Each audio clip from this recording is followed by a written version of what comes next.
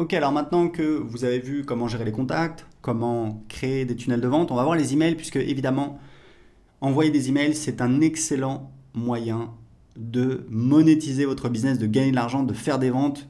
Moi, je vis de l'email marketing depuis 2010 littéralement. J'envoie des emails, j'envoie à peu près. Faudrait que je vérifie, je sais plus, c'est 1 ou 2 millions d'emails par mois et ça me permet de faire plus de 100 000 euros par mois. Donc c'est voilà, c'est vraiment mon business.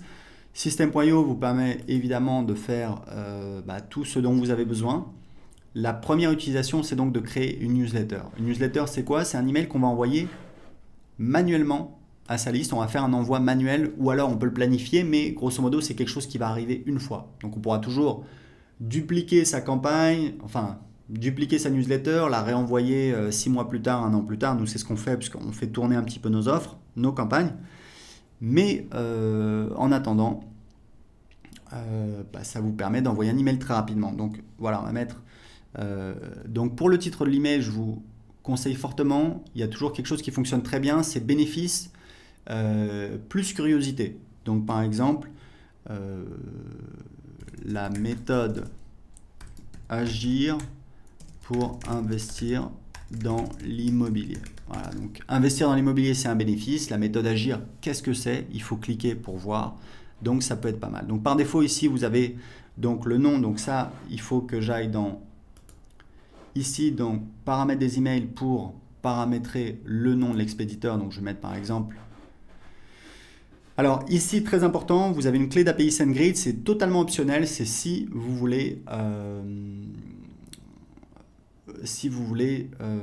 utiliser, donc c'est écrit ici, voilà, vous pouvez voir comment générer une clé d'API SendGrid en cliquant ici. Donc ça, c'est totalement optionnel puisque vous pouvez très bien vous en passer. Donc ici, ça va être l'adresse électronique utilisée par défaut, nom de l'expéditeur des emails, donc moi je vais mettre Aurélien Amaker, le pied de page par défaut, voilà, je vais laisser comme ça. Je vais enregistrer, voilà. Alors ici, très important, vous ne pouvez pas utiliser une adresse Gmail car Gmail en fait si vous envoyez des emails avec Gmail très rapidement vos emails vont tomber dans les spams. Les gens qui sont sur Gmail vont voir un gros avertissement. Pourquoi? Parce que Gmail considère que il ne peut pas vérifier que l'email a bien été envoyé par vous puisque ça pourrait être un spammer qui utilise votre adresse Gmail pour envoyer des emails et comme les emails de votre newsletter ont été envoyés par nos serveurs, et pas par les serveurs de Gmail, donc Gmail ne peut pas s'assurer. Donc on a récemment interdit le fait d'utiliser une adresse Gmail. Donc ce que vous pouvez faire, c'est tout simplement, ce qu'on vous recommande de faire, c'est très simple. Vous allez sur OVH, je vous mettrai le lien. Vous pouvez prendre un nom de domaine et avoir une adresse email. Ça vous coûte quelques euros par an. Je crois que ça commence à 2 euros et ça va jusqu'à 7 ou 8 euros. Donc c'est vraiment rien du tout et ça vous permet de professionnaliser votre business, d'être plus crédible en ayant votre propre nom de domaine. Donc je vais retourner dans les newsletters. Donc créer une newsletter, voilà, donc le titre, etc. Ici vous mettez le corps de l'email. Ici vous sélectionnez les contacts à qui vous voulez envoyer cet email. Ici, vous pouvez avoir un filtre, par exemple, si vous avez une séquence automatique que vous envoyez aux nouveaux inscrits et que vous ne voulez pas envoyer aux gens qui sont encore dans cette séquence automatique, vous pouvez filtrer, vous pouvez dire voilà, je vais envoyer uniquement aux gens qui sont inscrits depuis plus de 14 jours, par exemple. Ici, vous pouvez ajouter une pièce jointe. Ici, vous pouvez exclure des tags. Donc, vous voyez, automatiquement, ça va désélectionner ici. Donc ça veut dire que je vais envoyer à tous les tags, à tous les contacts qui ont le tag prospect YouTube, moins les tags qui ont le prospect YouTube et qui ont aussi moins les contacts qui ont le tag prospect YouTube et qui ont aussi le tag contact. Ici, vous pouvez utiliser des variables de substitution. C'est par exemple si vous avez demandé au moment de l'inscription le prénom, le nom de famille, le numéro de téléphone, vous pouvez utiliser ici une variable qui sera donc remplacée par le numéro de téléphone, dans ce cas-là, de la personne. Alors très important pour l'instant, on a un éditeur d'email qui est assez limité, qui est assez simple. Très important, plusieurs choses à dire là-dessus. Premièrement, on va bientôt ajouter un éditeur, ce sera peut-être le cas si vous voyez cette vidéo dans le futur, un éditeur plus avancé, avec plus de possibilités pour faire des emails plus graphiques. Mais deux choses importantes à savoir, c'est que premièrement, toutes les études montrent que les emails simples convertissent mieux. Pourquoi? Parce que ça a moins l'air commercial, on a l'impression que c'est plutôt un copain qui nous écrit. Et deuxième chose, n'oubliez pas que moi je vis de l'email marketing depuis 2010. Tous mes emails, j'utilise, ça sert à rien d'avoir une belle présentation, etc. Je sais qu'il y a des gens qui y tiennent, c'est pour ça qu'on va le faire, mais juste pour vous dire que vous pouvez très bien commencer à vendre et vendre avec uniquement un éditeur très simple comme celui-là. Donc voilà, donc ça c'est pour les newsletters, vous enregistrez. Ici on va mettre le titre. Et ensuite on va pouvoir passer à l'étape suivante et on va pouvoir soit envoyer l'email tout de suite, soit planifier un moment, une heure dans le futur à laquelle on va vouloir faire partir l'email. Typiquement, moi je vous conseille, en tout cas je peux vous dire que ça dépend de votre cible. Si votre cible sont des professionnels, c'est une cible que je connais moins. Ma cible, ce sont pour les 2/3 des particuliers et pour 1/3 des toutes petites entreprises. Et je sais que ce qui fonctionne très très bien pour envoyer des emails, c'est les meilleurs jours, c'est donc mardi, mercredi, jeudi. Idéalement, j'envoie les emails tôt le matin, c'est-à-dire vers 7h30, 8h. Les emails et le dimanche soir, c'est très très bien aussi. Les moments les moins bons pour envoyer des emails, c'est donc le lundi. Le lundi matin, les gens retournent au boulot, ils sont motivés, ils ont des réunions, ils ont des tâches qui les attendent, donc ils sont moins disponibles. Le samedi, alors le vendredi soir, évidemment, tout le monde sort. Le samedi, les gens ils font les courses, ils sortent, ils voient des amis, etc. Donc ils sont moins devant leur ordinateur. Le dimanche matin, je pense que c'est pas mal. Et le dimanche soir, c'est vraiment très très bien pour envoyer des emails. Donc voilà, donc moi c'est surtout mardi, mercredi, jeudi et dimanche. Ok?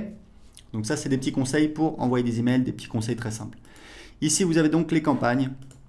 Et pour créer une campagne, vous allez voir, ça va être par exemple... Voilà, si vous voulez que quelqu'un qui s'inscrive à votre blog reçoive automatiquement des conseils, vous avez promis 7 conseils pour ta. Alors ici la description c'est pas très important, on l'utilise plus, vous pouvez mettre ce que vous voulez.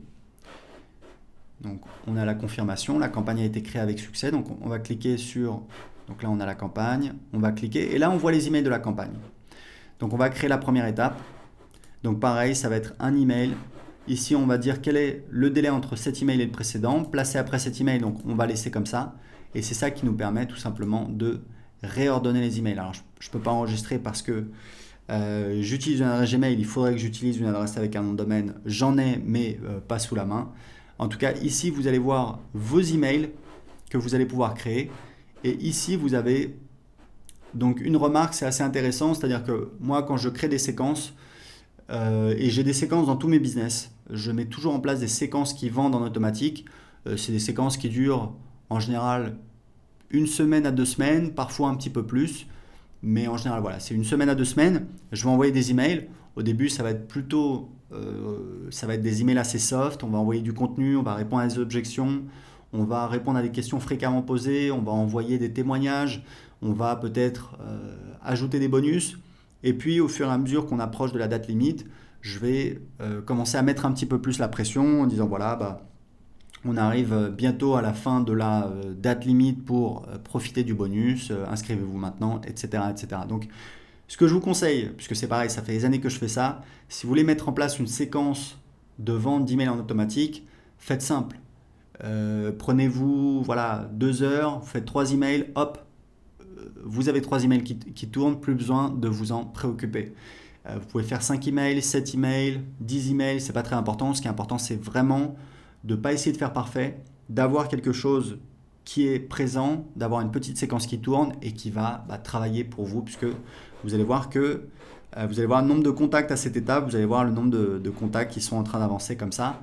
Vous allez voir les statistiques et puis ici, vous avez un champ remarque qui est assez utile où en fait, moi, je note quel est le but de cet email. Donc ça va être témoignage, annonce bonus, répondre aux objections, etc., etc., etc. Donc ici, vous allez ajouter les emails de vos campagnes. Donc vous voyez, c'est très simple.